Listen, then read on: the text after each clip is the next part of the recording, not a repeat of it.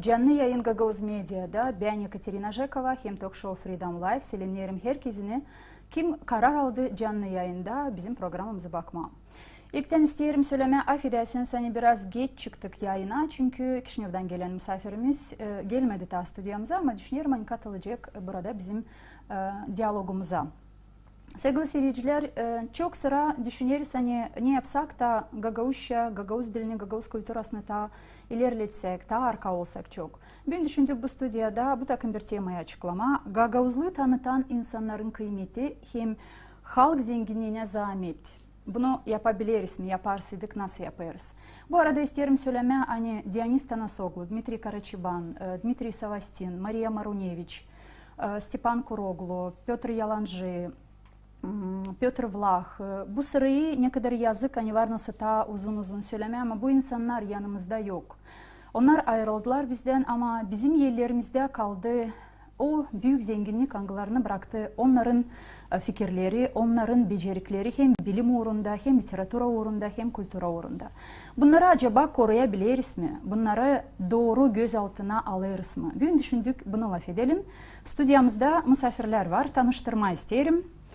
Dmitri Yanul, genç, aktif bir Gagavuzya'da çalışan insan, Anksani Delfin cümle kurumun başı bu arada. Hoş geldiniz söyleyeyim Dima size. Yanımızda var anılmış Piotr Moise. Hoş geldiniz Piotr Ivanoviç. İlk sıra değilsiniz bizim stüdyamızda. Çok sevindim hani aldınız bu teklifimizi. Hem de bizimle bugün birlikte Sevda Yalancı. Hoş geldiniz Sevda. Sağ ol, hoş bulduk. Hem de bekleriz sevgili seyirciler bu stüdyamızda. Любовь Petrovna Tanasoglu lazım gelsin bize. Düşünüyorum hani yolda problema çıktı ama mutlak bizimle ekleşecek bu diyaloga. Çekitmeden ta programı isterim söyleme. Sevda dedi bana hani doğru söylemiyorsunuz benim soyadım Gagavuzca. Söyleyin buradan Sevda. Yalancı değilsiniz mi? Tabii değiliz. Niçin? Çünkü babam değiştirdi, yalancı giderdi her zaman. Bizim soyadımız ama babam değiştirdi çünkü onun hep aklındaydı laf yalın. Çünkü yalınlı, incılık ya da sünmez yıldızlar o hep böyle istedi değiştirsin. Değiştirdi, gazeteyi çıkardı, o zaman değiştirdi. Onun ardına da ben gittim. O zaman ben kalacağım bu soyadda. Şimdi yalancı demeyelim, yalancı mı? Böyle mi Piotr Yalancı söyledi? Evet. Bakın sevgili seyirciler, bu takım açıklamalar da yapıyoruz yaşamakta. Uşaklar böyle söylüyorlar. Bu arada isterim söyleme hani bugün programı aradan sıradan bir programa değil. Bu programa değil sadece onun için ne laf edelim bu temayı açıklayalım ama düşündük yardımcı olma Gagavuz Media olarak yardımcı olma o insanlara kim hani düşündü güzel bir kampanya hem Gagavuzya'da hem Türkiye Devleti'nde yerleştirme. Bizim stüdyomuzda bulunan Sevda Yalancı. Sevda Yalancı anılmış Piotr Yalancı'nın Yalancı. Oh affedersiniz işte bakın şimdi gene de alışkanlık var alışkanlık. Sevda Yalancı bizim stüdyomuzda Piotr Yalancı'nın kızı. Bu kampanya hangisinden düşündüğü hem Türkiye vatandaşları hem de bizim Gagavuzya'dan çıkan insanlar, anılmış insanlar ki yaşıyor bugün Türkiye'de ama gelir Gagavuzya'da da doğru işler de yapma. Onlar düşündüler böyle bir kampanya hani bu uşaklara, Anglara hani 3 uşak Piotr Yalancı'nın yaşamasından ayrıldıktan sonra kaldılar yüzsüz. Hem çok yıl sıra vardı kendi yaşamasını savaşırlar, kendilerini savaşırlar ayakta tutma. Biz o insanlar ki hani bugün yan yana yaşıyoruz burada Gagavuzya'da o uşaklarla birlikte neler var nasıl yapalım. Bana kalsa bu pek güzel bir fikir hem de bir parçasında bu programda isterim bunun için laf edelim. Onun için Sevda ilk soruşum size. Böyle bir kampanya bilirsiniz hani çekitti. Nasıl siz düşünüyorsunuz? Bu yıllar geçtikten sonra bu ilk bir kampanya için size yerini istedi uzatma insanlar. Hiçbir zaman kampanya olmadı da. Birinin aklında böyle iş yoktu. Hani eğer bir insan da alınmaz bu işe. Yani çeketsin, çalışsın çünkü bu işe çok lazım vakit, çok çalışkanlık lazım. Bir alınmadı. Analım burada biraz babanızı isterim. Sizin aklınızda babanız nasıl kaldı? Kaç yaşındaydınız? O zaman küçüktünüz. Biraz bunun için de laf edelim. 12. Çünkü bana öyle geliyor hani bizim cümlenin içinde sanki az laf ederiz. O insanlar için kim hani ayrıldı, öyle oluyor, yaşamaktan insanlar ayrılıyorlar. Ama o kadar kolay mı lazım bırakalım o insanların adını kendi elimizden? Lazım değil, unutalım böyle çok. Hani bize de çok zor bunu anlayalım. Hani unuttu insanlar böyle çabuk. Böyle insanları, çünkü Nikolay Babogul da var, benim babam da var. Hepsi unuttu. Hiçbir zaman ne mezarına gelsinler, ne ansınlar, ne söylesinler. Ondan ben aklımda tutarım onu, bir aydınlı insanı, ayuz insanı gibi. Çok yakın insan da hangisi sadece Gagavuz kültürası için çalıştı. Onun iyi geleceği için. Kaç yaşındaydınız o zaman? Ben 12 yaşındaydım. Babanız gazete yapardı Gagavuz dilinde. 94. yılda. Bir şey tutarsanız mı aklınızda gazete çalışmalarından? O evde çalışırdı.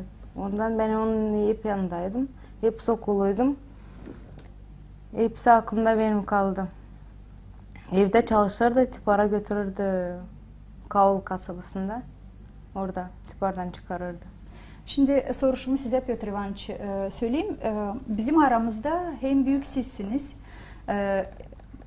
anılmış, hem benim hesabıma göre siz bilirsiniz ne kadar ben saygı duyarım size, sizin şiirlerinize, hem de bilirim hani siz pek dikkatli her zaman bakarsınız o insanlara ki hani yaratıcılık yolunda Gagavuzya'da çalışır. Petr Yalancı için ne var, nasıl söylersiniz? O zamandan nasıl kaldı aklınızda bu insan? İlk gazeteyi o çıkarardı Gagavuz dilinde. Biz yetiştirdik Petr Yalancı'yla tanışma, dostlaşma bile. Bilirim hani kışası söyleden o gazeteyi çıkarardı, tiparlardı gazeteyi. O zaman da tanışardık, sonra da tanıştık, ne kadar yaşadı. Hem de isterdim söylemek bu insanın yaşaması için kar olsun yaratıcı adam, resimci mi, yazan şiir, yazan roman mı bilmem ne. Ama insan yaşamır doğma yılından ölünce yılından, ölüm yılından. Ama yaşar ne kadar onu tutarlı aklında. Ve doğru söyledik şahzır onların akıllarından çıkmır, endil pak onların insanda tutar aklında adamı. Siz nasıl tutuyorsunuz aklınızda? Nasıl tutmayacağım aklımda, ben onun şiirlerini de var okudum. Ben onun şiirlerine programda yapacaktım ama bulamadım kağıdını, bilim telbiyet çıktı. Bulamadığınız kağıdını nerede? Bibliotekalarda yok mu? Bibliotekalarda yoktu. Yoktu, raz gelemedim ben üstüne onun. Da var günahım geçtiremem ki 6 yılın içinde. Okudum hepsini, kimi bulabildim gençlerden, hangisi tamam şimdi çekildi yazma, hangisini yok tatiparlık açıklar. Burada ama söyleyelim bizim seyircilere, okudum dersiniz, biz biliriz buradan stüdyadan ama şimdi belki başka devletlerden de seyrediyorlar bu programı. Ben isterim açıklama, hani Piotr Ivanoviç Moyse'nin Gagavuzya Radyo Televizyonu'nda çok yıl sıra var, da 6 yıl sıra var dediniz. Kendi programması var. Nerede radyo sesleyicilere seslendirir, o şiirleri anglarına hani Gagavuz şiirciler yazdı, doğru mu? Doğru. Petr Yalancı için yapmadınız böyle programı, bunu anladık. Yettiydim yapma. Var bir programda ama az şiirini 3 mü 4 mü ben kattım. Şimdi bakın nasıl olabilir, yani bir bibliotekada anılmış yazıcının kağıdı da yok. Yerlerde vardı. Raz geldi vezeli, ben bilmiyorum o zaman ya kızlar bulamadılar onu ya da ne. Belki çok vakit geçti de kayıp oldu mu ne, ama yerleri babam kendi yerleri götürdü. Ya da biri aldı da çevirmedi giyeri, belki de çok ki açıkta yoktu da onun için belki o vakit değildi kim deseydi. Onun için de kaybedildi. Bu işler lazım olsun ama ben neden düşünüyorum, ben burada şimdi bir problem var, bunu elbette ki lazım. Bizim 2, 5, 6, 10 uşak birden istese okuma Petr Yalancı'nın kağıdını, yok mu? Olmayacak mı o kağıt bibliotekada? Bunu isterim sorma. Olacak. Lazım olsun en azından. Bu soruşlara döneceğiz daha programda. Ben isterim ilerletme programı edeyim, size soruşum var. Söyledim baştan, hani bir güzel bir kampanya benim hesabıma göre kurdular. Hem Türkiye'den iş adamı, açıklayacağız bunu da programda. Siz de burada Gagavuzya'da anladığım kadar Güllü Karanfil'in komandasında diyelim, onun yanında yardımcı bulunursanız burada Gagavuzya'da biraz varınca mı anladasınız? Ne niyetle hem de ne yapacağınız siz bu kampanyadan burada Gagavuzya'da? Bana yazdı Güllü Karanfil. Tabi böyle ideyle geldi. Hani yapma bir konsept. Yapma bir kampanyanın toplama para yardım olma uşaklık Peter Yalancı'nın uşaklarına. Niçin yardım geldi bana? Çünkü bizim organizasyon var yaptıydı böyle konsertleri.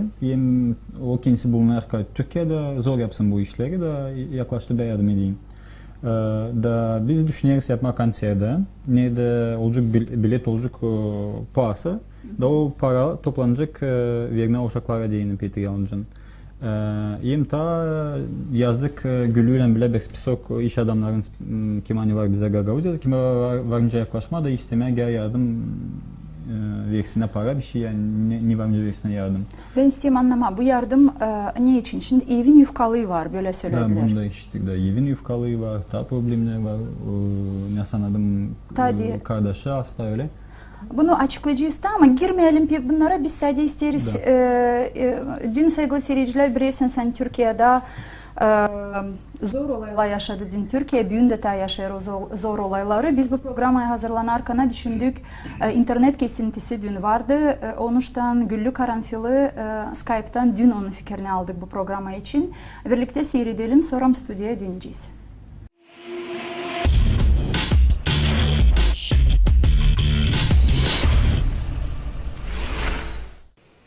Düşünüyorum hani devlet adamların başka işleri var.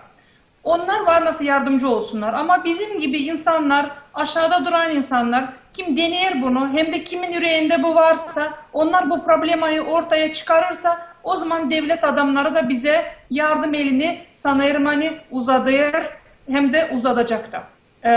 Bilirsiniz Adil Taşçı bir iş adamı. Gagauzları seven bir insan, Petr Vlach'ın da mezar taşını bizim Komrat mezarlığına koyduran bir adam. Yardım sadece bir de Facebook'ta dostlarından nasihat istedi. Dostlar böyle bir durum var. Bana fikir verin, bana nasihat edin. Nasıl var, nasıl çıkalım da bu yardım edelim bu uşaklara. O kadar bir fikirle sadece danıştı, nasihat istedi. Da alttan yazmaya başladılar. Ne kadar lazımsa yardım edelim. Küçücük param ben pensiye alayım ama bu paracığımın yarısını ben veriyorum bu aileye. Uşaklar toplanmışlar şkolada su paralarını, gazoz alırlar onlar su içmeye, sok paralarını toplamışlar. Kim 3 lira, kim 1 lira toplamışlar. Üretici toplamış o parayı yollamış Adil Taşçı'ya. Yani bunlar birer tanecik örnek. Ama bunlar bakın ne kadar Gagauzlar hem Türkiye arasında dostluğu, kardeşliği yayır. Bu çok önemli sayarım hani. Aksiya sentyabrın 24'üne kadar gidecek, ilerleyecek. Biz bu zaman içinde hep isteriz internet ağlarından, Facebook mu, Adnaklastik mi, kontakt mı bu bilgiyi yayma isteriz. İş adamlarına, kimin küçük biznesi de var, kimin hiç biznesi yok, sadece yüreği temiz insanlar kim ister yardımcı olma, onlara danışma isteriz, hesabı göstermeyi isteriz. Var nasıl kendileri gitsinler Kıpçak'a, kim oradaki insanlar Gagauzya'daki, orada belki kim belki diyecek, biri diyecek ben bu evin perdesini alacağım, ben belki yani bir şey alacağım ya da getireceğim ya da bir şeyin remontuna yardımcı olacağım diyen varsa ya da para vermeye isteyen varsa var nasıl hesaba yatırsınlar. O türlü yardımlar için bizim iş adamlarımıza danışma düşünüyoruz. Sanırım hani iş adamlarımız bizi bu zor durumdan çıkaracak. Daha 14 yaşındaki Deniz hani bulunuyor şimdi internette. Bundan sonra üyüsüzlük çekmeyecek orada da yaşayacak. Kakusundan bir yerde Kıpçak'ta ana baba evinde. Damlaya damlaya göl olur. Bunu unutmayalım saygılı seyrediciler. Yardım edelim bu aileye.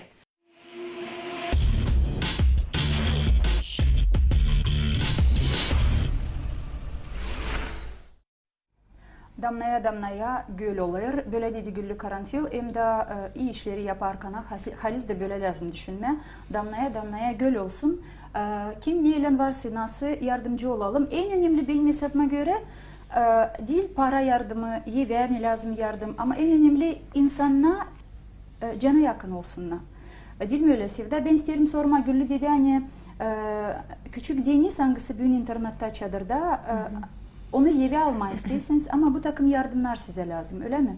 Evi lazım getirme, doğru hala hani var nasıl olsun orada yaşama. Buyurun biraz Deniz'i yanınıza bugün alamayısınız anladığımız kadar, öyle mi? Deniz evde şimdi o yardım Kısa eder. zamana, yaz zamanına. Yaz vakitine. Ama gene de uşak küçükten hep kako ben eve isterim. Bir 6 yıl oldu yedi. Böyle hep kako eve isterim. Kako biz de evde hani zor durumdayız. Evde az vakit bulunuruz. Şimdi artık isteriz kalalım. Ben de çalışmaya Gagauzya'da isterim. O da iyi olacak ama yalnız çalışsak da biz hepsini yapamaz. Hani çok zor. Deniz Hani eve ister bir taraftan çok kako alacaksın her hafta beni bekler. Eve alma. Bakın ben isteyeyim sorma.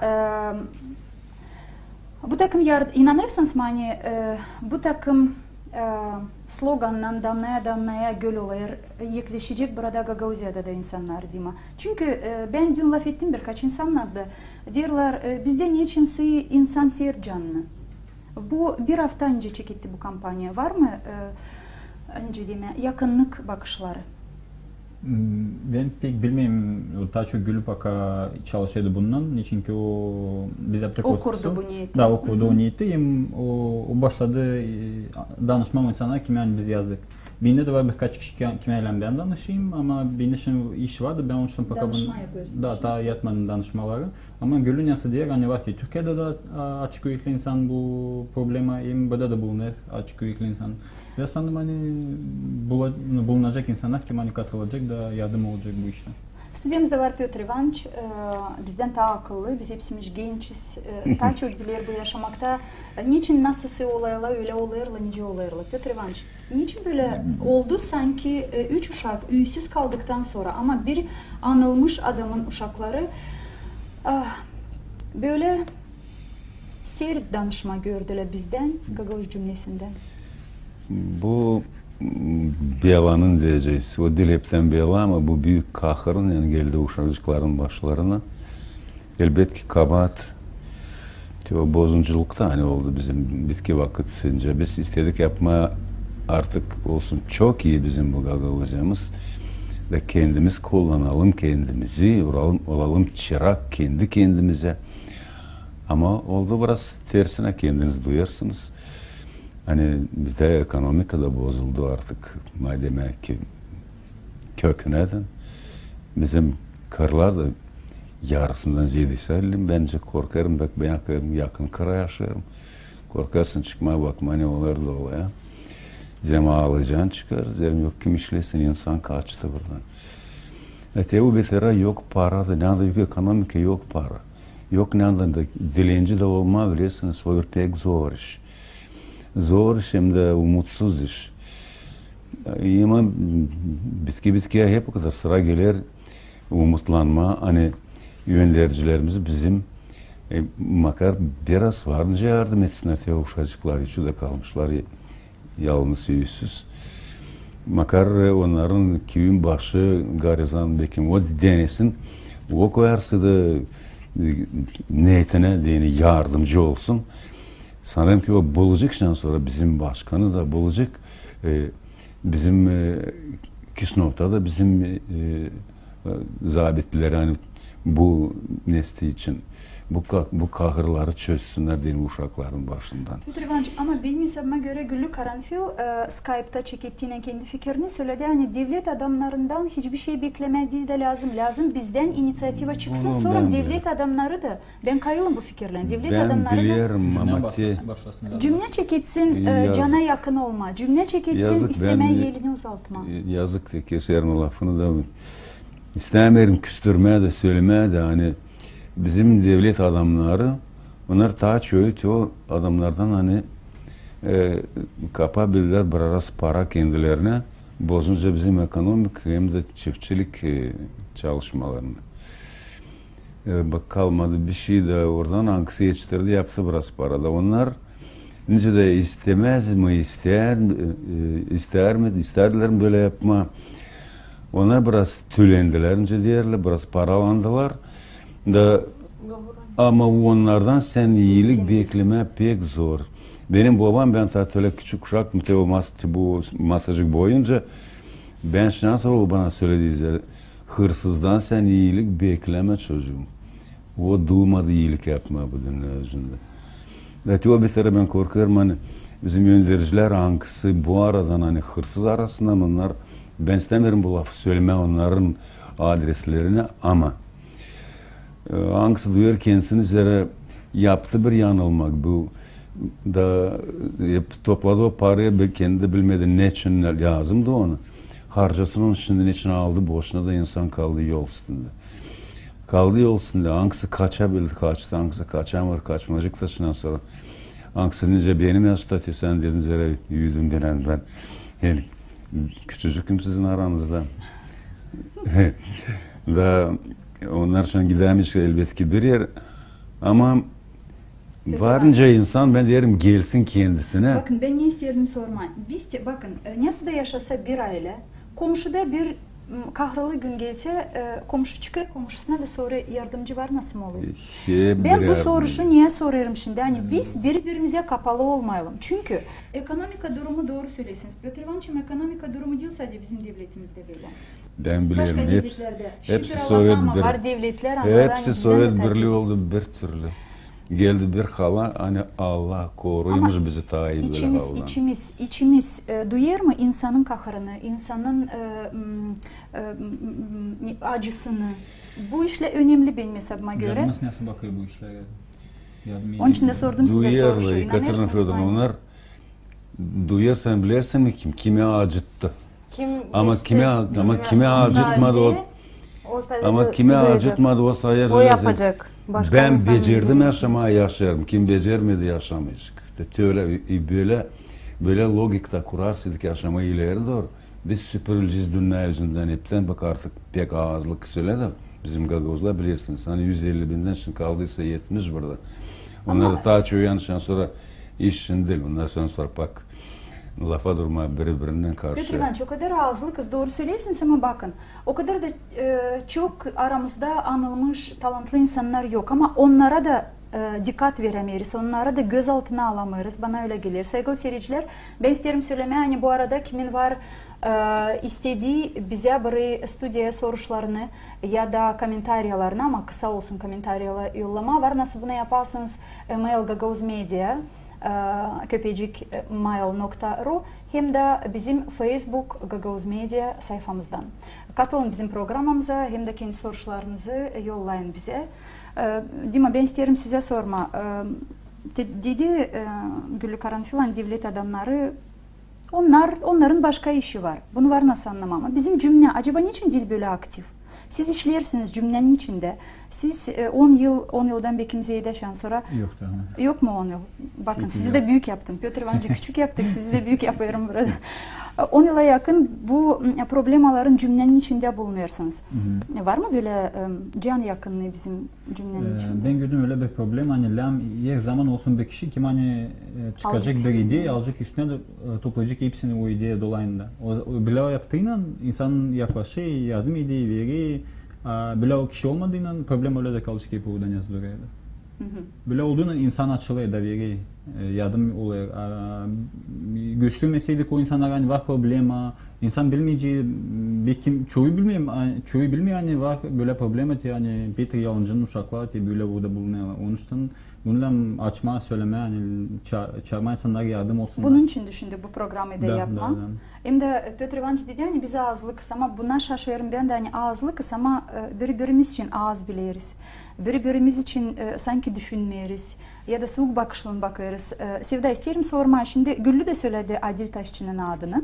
Elbette biz de interview yaptık.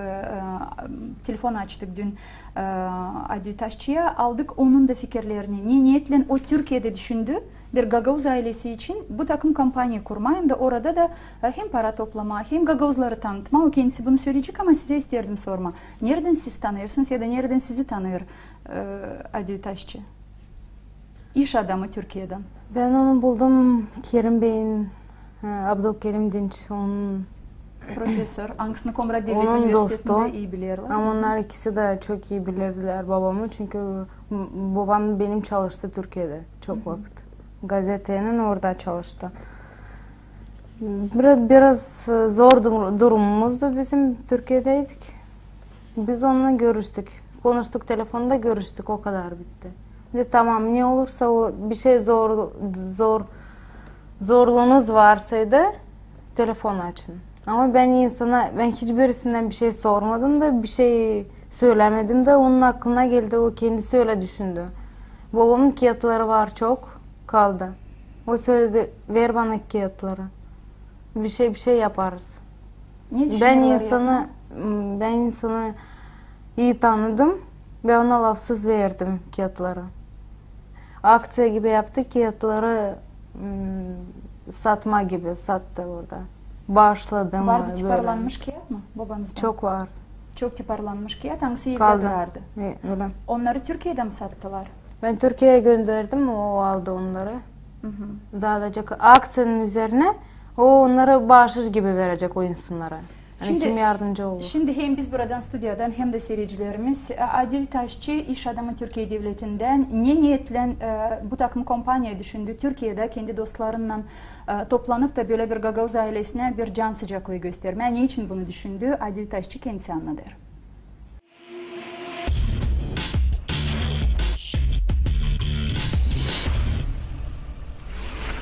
Şimdi bu tür insanlar gerek Yalınçı olsun, gerek Petrivilah olsun, bunlar sadece Gagavuzlu'ya ait değerler değil. Aynı zamanda bütün Türk dünyasına ait değerler. Bunların hizmetlerine her Türk, yani ben Türk derken sadece Türkiye Türklerini kastetmiyorum. Gerek Azerbaycan olsun, Özbekistan, Türkmenistan, Gagavuzya, yani din farkı olmadan bütün Türkleri, yani Yahudi Türkler de var, Karayimler var, bütün Türkleri kastediyorum. Türklere hizmeti olan herkese hizmet etmek bizim borcumuz. Onların çocukları olarak gelecek nesillere bunları devretmek için hepimizin bir borcu. Ben de bunu bir borç olarak yaptım sadece. Kampanyayı açma sebebimde, böyle bir kampanyayı yapma sebebimde Anadolu'da, Türkiye'de Anadolu'da, yani Anadolu derken Türkiye'nin iç bölgelerinde, gerçek Türklerin yaşadığı bölgelerde Gagavuzcayı bilmiyorlar.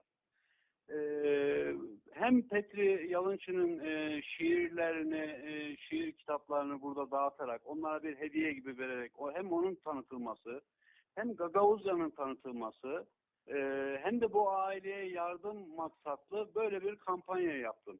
Ya buradaki niyet sadece o aileye sadece bir yardım, para yardımı değil. Aynı zamanda bizde Gagavuzya dediğin zaman nerede diye soruyorlar. Gagavuzya'yı tanısınlar, soydaşlarını tanısınlar, o insanları tanısınlar diye böyle bir kampanyayı geniş tuttum. Yoksa sadece maddi imkanlarını karşılamak mümkündü. Bunu sadece ben de yapabilirdim. Ama herkesin istediğim ki bir tuzu olsun, herkes merak etsin. Bu kimdir, Petri Yalınçı kimdir, Gagavuzya nasıl bir yerdir, neler yapmışlar. Bunları bilsinler diye kampanyayı böyle bu şekilde bir kampanya düzenledim kendimce. O gazeteyi yeniden canlandırmak. Yeniden o gazetenin özelliklerini, tarihini yeniden yaşatmak. Bunu da yine bir Petri Yalınçı'ya, bizlere hizmet etmiş, Türk dünyasına hizmet etmiş bir insana borcu ödemek olarak görüyorum. Böyle bir kampanyayı bunun için başlattım efendim.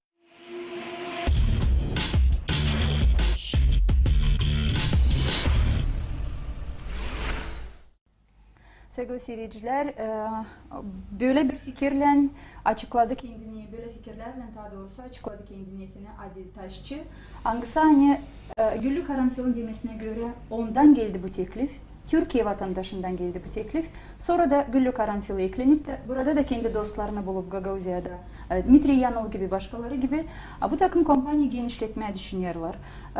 Var mı fikirleriniz? Ne düşünüyorsunuz? Bu takım niyeti bir başka devletten Gagavuzlar için. Petr Ivanović. Cömert canda adam ne anda da olsa hep kadar yardım edecek. Anladığın ne kahrı var, şimdi uşakların başında. Hem onlar sanırım ki dil yalnız bizim Gagavuzya'da olmalı, o türlü hava geldi daha başkası da.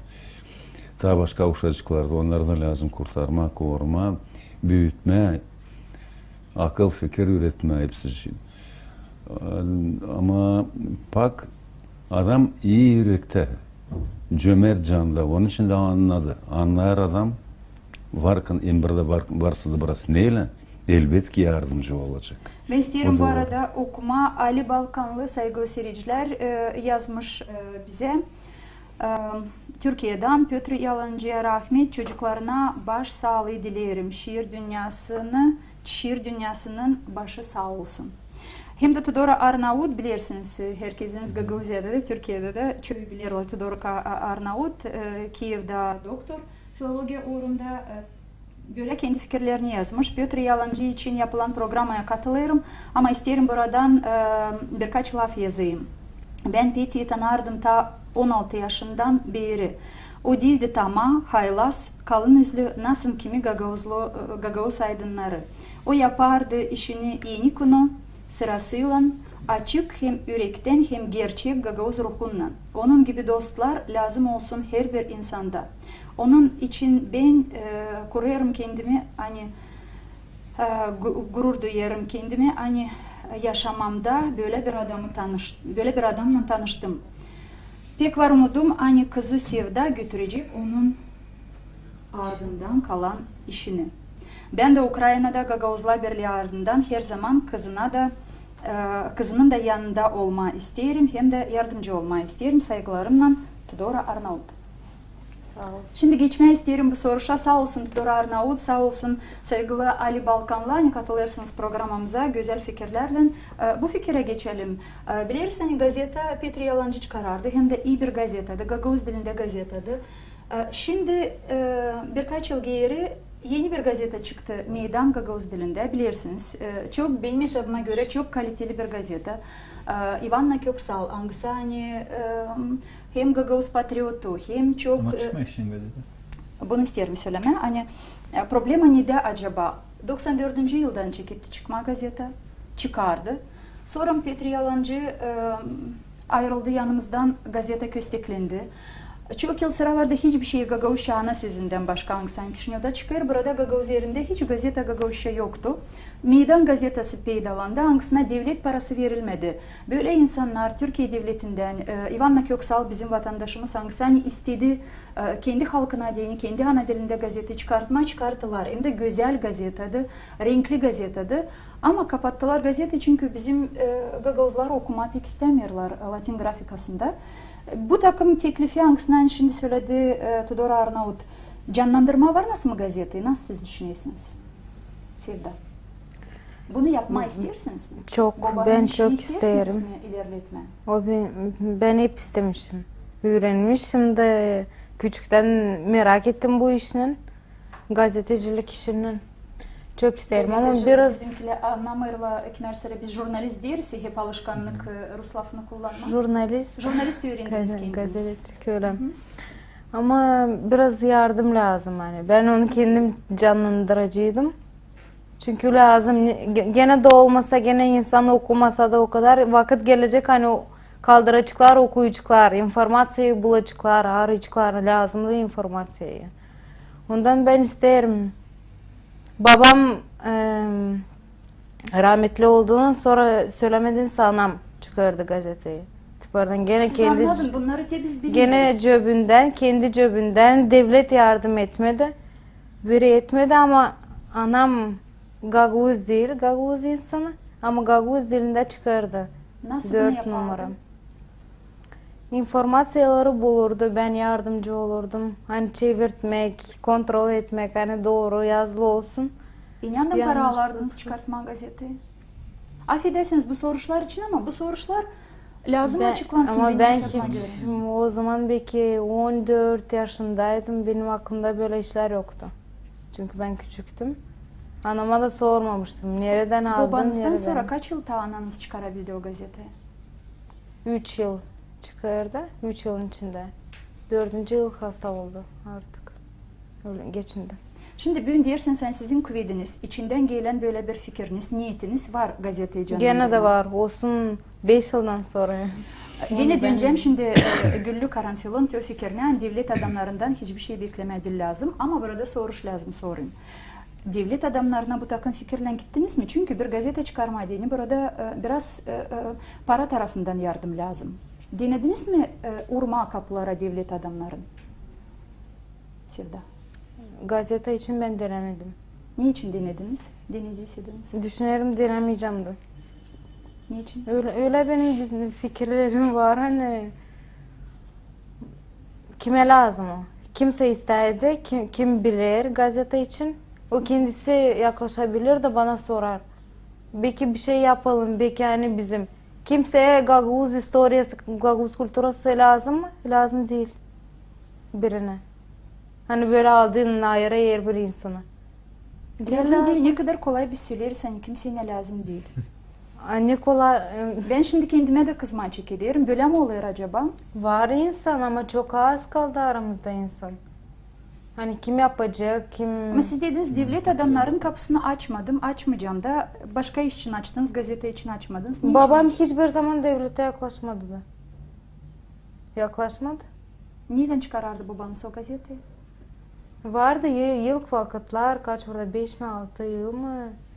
Tika yardımcı oldu. Oldu. Devlet buyurun Dima. zaman olmadı. Hepsi bile video kopuşu, hangisi devletli gazete, hakikatin sesi, hangisini çıkardı da Gagavuz'da çıkardı da Mikhail Çekeray babam. Ama onun da fikirleri öyle gördüm hani yazdı. Hani şimdi gazete insan pek okumaya da daha çok internette okuyorlar. Da o şimdi ne yazgıyım hani düşünüyor daha çok internette yazma. Gagavuz dilinde hepsi internet sayfası olsun. Ama böyle fikirler yani o paylaştı Facebook'ta da okudum da göreyim hani bugünkü günü gazeteler şansı gidiyorlar, çıkarlar, kimse kullanmıyor onları. Bakın bu takım fikir, şimdi burada fikirleşiriz. Bu takım fikir canlandırma gazete bence pek güzel bir niyet. Bugün gazete söyledim de örnek hani gazete meydan hangisini Ivanna Köksal çıkarardı. Yanında da vardı ta çok akıllı adamlar ki ona yardım ederdi bu gazeteyi çıkarma. Ben de onu okardım, hem severdim gazeteyi. Çıkmıyor gazete ama internet sayfalarda bir kim var nasıl bunu yapma. Çünkü hem daha ucuz hem de daha kolay okuma bütün insanlara. Çünkü herkesin de var kolaylık açıp internette bakma. Sevda bu takım fikri internet üzerinden yapma gazete. Lazım onu da yapma ama böyle de lazım öyle de lazım. Ama çünkü internet sayfalarda genç insanlar bizim gibi açıklar ama 50'den mi kim böyle daha büyük insanlar onlara daha kolay gazeteyi açma. Ama büyük insan da bilmiyor Latin grafikasını. Büyük insan da bilmiyor Latin grafikasını. O zaman ne yapacağız Piotr Ivanoviç? Gagavuzca başka yazmayacağız mı? Dilini yazmayacağız. Şimdi size soruyorum. Burada devlet adamı. Latin grafikasını ben nasıl öğrendim bir haftanın içinde? Nasıl öğrendiniz? Bunu anladın. Herkes işitsin. Nasıl öğrendin bir haftanın içinde? Hepsimiz okulda öğrendik. Şkolanca derdik biz o zaman. Şkolada ben öğrendim neste Alman dilini. Önce biz derdik Nemca dilini, Nemcaca. Da burada bana yoktu nesitme orada 2-3 bukvadan kare başka da bir şey. Başka da bir şey yok ondan nestesi. Ayırması, ayrılıyor. Bak çatal bu kısayı. Anladım. Bu kadar kolay. Bu kadar 104 nesti için o kadar bu betere ben sanırım ki insan mı halas oldu? Oysa istenir bir şey bilmeye mi? Benim akranlarım biraz daha küçücükler, biraz daha büyücükler. Onların kolay işler, onlar öğrenciler, onlar öyle istediğinin belki biraz zorca ilk kere okuyacak ama okuyacak. Gazetede bir şiirde, bir roman parçası, bir proza ne var orada. Ama gençleri de biz pek zor öğretiyoruz Gagavuz diline. Makar ki biz niyetleniyoruz de şimdi uşak başçalarından deneriz onları üretme Gagavuz dilini. Ofta bir hayal onlar hiç. Bilmiyorum ne için onlar umut kurmarlar hiç. Da analar da babalar da pek onlar Mesela Köyde bir problema yok. Köyde nice yaşamak diğerli böyle şey. kulağını kıvratmıyorum istemiyor öğrenme Gagavuz Ama dilini. köyde de gazete istemediler okuma. Orada da okumuyor. Şimdi o zaman bu problemi, bu programın teması biraz başka türlü ama bu problemi elbette ki lazım başka temalarda, başka diskusiyalarda açıklama. Ben isterim geri dönelim bizim temamıza. Bu temayı kapatsak biraz saygılı Sevda, kusura bakmayın ondan değil kapatma diyelim bu temayı, an istemiyorum laf edelim. Aslında Piotr Yalancı başka talantlı insanların kıymetini duyduk mu bu yaşamakta, buna isterim biraz lafı geçirmeye çünkü sıraladığım bu programın başlantısında hani Deniz Tanasoglu, Stepan Kuroglu ben getirdiğim aklıma siz benden tayslayabilirsiniz olmalı. Nice yaşamaktan gitti Piotr Vlah. Adil Taşçı değil, bizim Gagavuzya'dan kimse değil, devlet adamları. Yalnızlıkta yüzdü çünkü Piotr Vlah. Adil Taşçı Türkiye Devleti'nden onun mezarına anmak taşı koydu. Burada da bulunmadık bunu yapma. Ben bulunmadık diyelim çünkü sanırım hani bu bizim cümlemizde bir problemi var. Bulmama burada kabahatlı devlet adamlarını mı bizim ama sanki biz böyle seyir canlıyız biraz. Çünkü bakın başka devletten adam geldi burada anmak taşı koydu. Piotr Vlah için laf ederseydik ama laf ederseydik Dmitri Savastin için bilirsen Dmitri Savastin de bitki yıllarda çok zeytlendi. Hep politikacıların kapılarını açardı, hep yardım isterdi. Başkalarına geçmeye de istemiyorum. Bugün çoğu bilirim hani Lyubov Petrovna Tanasoglu yetişemedi ta programımıza gelmeyecek olmalı. Ama bilirim hani yerlerinde o insanların kim hani ailelerde yaşardı bu akıllı, çok talantlı adamlar. Onların yerlerinde çok güzel işler var. Angları onlardan sonra kaldı. Diyelim bekim şiirler angları tiparlanmadı. Resimler. Bekim resimler anglara hani lazım galeriyalara, sergilere çıksınlar. Kim bunlarla bugün ilgilenir? Bize, insanlara sanki dil lazım gibi bu. Devlet adamlarına sanki dil lazım gibi bu. O zaman benim programda soruşum budu, temada soruşum budu. Biz bu işlerin kıymetini biliriz mi Piotr Ivanoviç? Biz biliriz, duyarız ne lazım yapma. Ama artık demek ki yok kim yapsın da. Bize bir Komrat'ta bir kartın galeriyası var. Ama o koyarmöyle niyet, koyarma türlü niyetler dini te ankısışına sonra geçini tence Savastin resimcinice Peti Vlahandık yılın topraçıklar olsunlar hepsinin bak onlar ankısını andık. Çisakları müzeylerde var ama ben diyorum hani onlardan sonra muzeylerde. Siz hesap alınsanız bizim ne müzeylere ne de galeriye ne de bibliotekalara insan istemeye hiç yaklaşma var. Bak bizim internet, bizim televizyon, çünkü galeriyada çok sıra sergiler oluyorlar, hem de çok da insan gidiyor. Çok gidiyor ama bakaçan açılır o günü toplanıyorlar biraz. Televizyonda belirlen insan var. Ama güllük arasında gibi damlaya görüyorlarmış. Bir kişi ben demiyorum hani birden yoktunca olsun ya. O şükren maka bu kadarcık var. Derim taliher daha da betterdi. Daha da bettince deme. Hiç yoktu. Yoktu ne galeriyası ne işte bu müzeylerde kullanılmadı o kadarınca şimdi daha iyi kullanılır. O kadar ki biraz onlarda da kabahat hani lazım daha çok şey reklam yapsınlar kendi. Niye var onlar? Ben başka türlü soruşumu kordum. Biz o insanlar diyelim Stepan Kuroglu yaşamaktan gitti. Ne kaldıysa da yazılmadık, daha tiparlanmadık, çıkılmadık dünyaya. Maria Marunevich'in diyelim, bilirim hani Maria Marunevich adına merkez çıkarıyor şimdi. Maria Marunevich'in bütün başkalarını da. Ama bu merkez yetiştirecek mi? Devlette para yoksa da biz cümleyle var nasıl yardımcı olalım böyle fond mu kurulsa, ne olsa. Güllü Karanfil bu takım fond düşünmüş kurma. Hani diyorsa da Piotr Yalancı'nın uşaklarına yardımcı olma ama belki başka işler için de bu fonddan para alıp da yardım etme o insanlara ya da o talantlı insanlara kimin izi var ama ona lazım dünyaya çıkartma. Kağıtlardan geçirmeye para. Dima, siz var mı söylersiniz? Değişelim söyleme ben çok tanışırdım mesela Dmitri Savastin'le o bitki vakitler istedi açılsın müzeyi onun resimlerinin yanında olsun.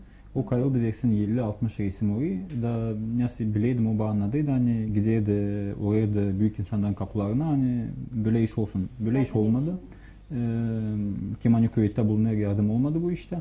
Ama şimdi biz adam dil çoktan geçindi. Da kaldı onun isimleri bu işle var bizde Maruniyeviç merkezi. O da lazım bu işe katılsın. Siz ne verdiğiniz fikir hani yapma böyle bir fond hani yardım olma. Bu Güllü Karanfil Onun fikri. fikri.